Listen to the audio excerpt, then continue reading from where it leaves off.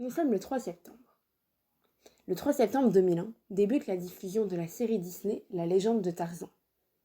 Mais aujourd'hui, c'est plutôt de la légende de Richard Cœur de Lion dont je souhaitais vous parler. On connaît tous ce personnage démocratisé par Disney avec la sortie de Robin des Bois en 1973. Son nom est encore connu aujourd'hui comme celui d'un fromage produit en Normandie, ce qui est assez logique puisqu'il fut également duc de Normandie, en plus d'être roi d'Angleterre, duc d'Aquitaine, duc d'Anjou, comte du Maine et de Touraine. Il est d'ailleurs considéré comme le plus français des Anglais et est enterré auprès de sa mère, Aliénor d'Aquitaine, à l'abbaye royale de Fontauban, en France donc. Laissez-moi vous conter aujourd'hui l'histoire de Richard Cœur de Lion.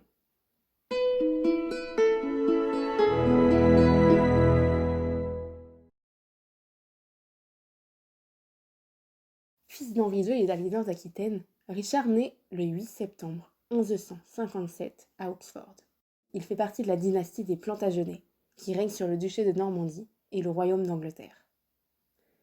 Devenu roi d'Angleterre à 32 ans, le 3 septembre 1189, il n'était au départ pas destiné à régner, puisqu'étant le quatrième de sa fratrie. Aujourd'hui, on vous propose, pour la légende, de vous raconter 10 anecdotes méconnues sur le roi Richard, l'homme aux 1000 surnoms. Numéro 1. Un mariage particulièrement jeune. Le roi Henri II d'Angleterre, comme tous les rois, aimait à se servir des mariages pour créer des alliances. Dès lors, en janvier 1159, alors que Richard n'a que 16 mois, il décide qu'un jour, celui-ci passera la bague au doigt de la fille du comte de Barcelone, Raymond Béranger IV. Le mariage ne fut finalement jamais célébré et Richard reste célibataire jusqu'à ses 32 ans, année où Aliénor, sa mère, explique qu'il doit épouser Bérengère de Navarre, avec qui il n'aura jamais d'enfant. On lui prête toutefois des relations, dont une qui amènera à la naissance de Philippe de Cognac. On lui prête également une relation avec Philippe Auguste, avant qu'ils ne deviennent ennemis, thèse notamment soutenue par l'historien britannique John Harvey. Numéro 2. Le moins anglais des rois d'Angleterre.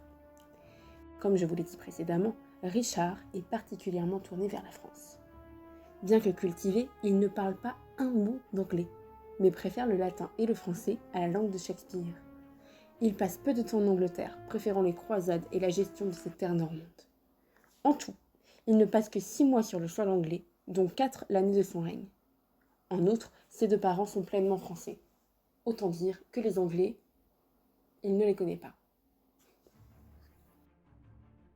Numéro 3. Massacreur de Sarrasins.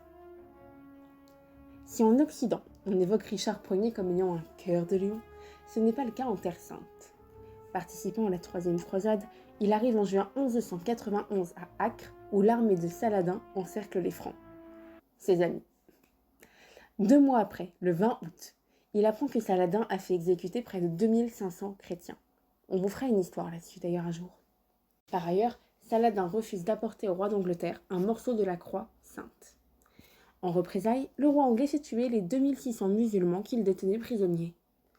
Après cet épisode, les mères sarrasines ont commencé à menacer d'appeler l'ogre Richard lorsque leur enfant n'était pas sage. Al-Din, chroniqueur, rapporte alors que l'apparition du roi Richard semait la peur et l'épouvante dans le cœur des musulmans. Numéro 4. Et ça, c'est excellent. Un roi, 2 couronnements. Couronné le 3 septembre 1189, d'où la sortie de cette vidéo aujourd'hui, à Westminster Abbey, Richard sera couronné une nouvelle fois 5 ans plus tard, le 17 avril 1194, après ses 2 ans de captivité à Trifles, au sein du Saint-Empire romain germanique. L'objectif est de lui redonner une certaine légitimité.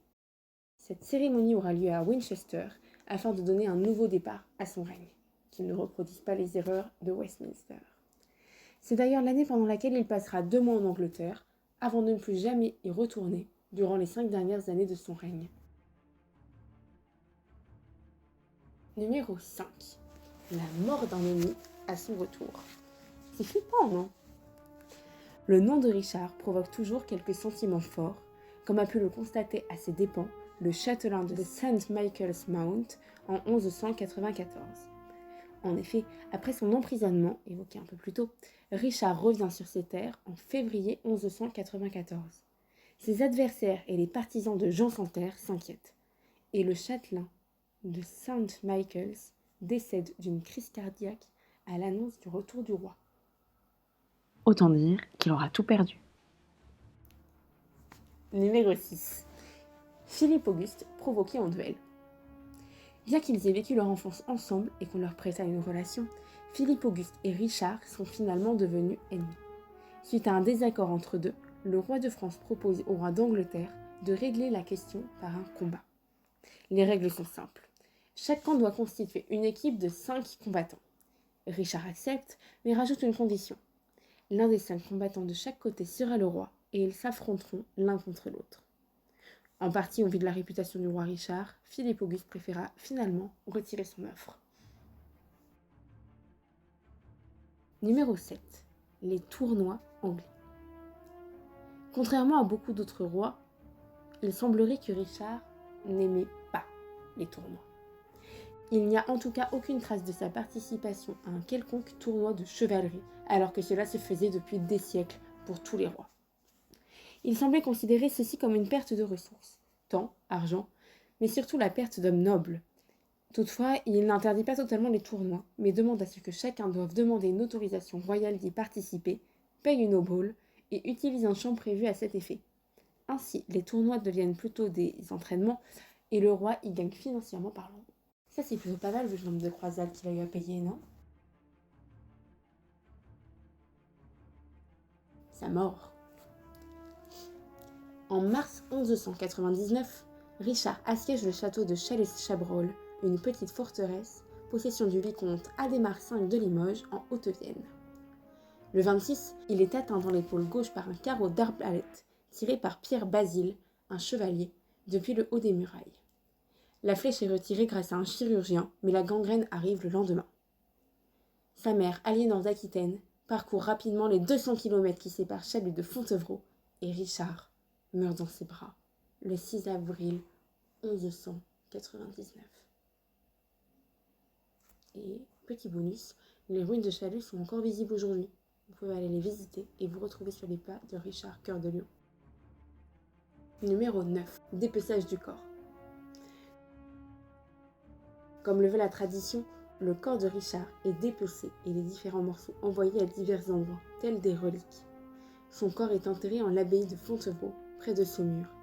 Son cœur embaumé est enfermé dans un reliquaire et enterré dans un tombeau surmonté d'un gisant à son effigie au sein de la cathédrale de Rouen, dont il fut duc. Ses entrailles sont déposées dans l'église du château de Chalus-Chabrol, là où il reçut la flèche fatale. Aujourd'hui, on peut même, si on veut, faire un pèlerinage pour suivre les différentes traces de Richard Cœur de Lion et voir les différentes reliques qu'il existerait. 10e anecdote. Et la question qui se pose tous. Et Robin des Bois alors? La question que vous attendiez peut-être beaucoup, car depuis la sortie du film de Disney, on n'évoque pas Richard Cœur de Lion sans évoquer Robin des Bois, et inversement. Mais malheureusement, le roi n'a jamais rencontré Robin, qui n'est évoqué dans les ballades populaires qu'à partir de 1230, soit une trentaine d'années après la mort de Richard. En outre, on évoque Robin des Bois dans des annales judiciaires du Yorkshire et non de la forêt de Sherwood, lieu où dans le film se seraient passées ses aventures. Alors désolé de vous décevoir, mais malheureusement, Disney ne continuera de vous conter que des légendes.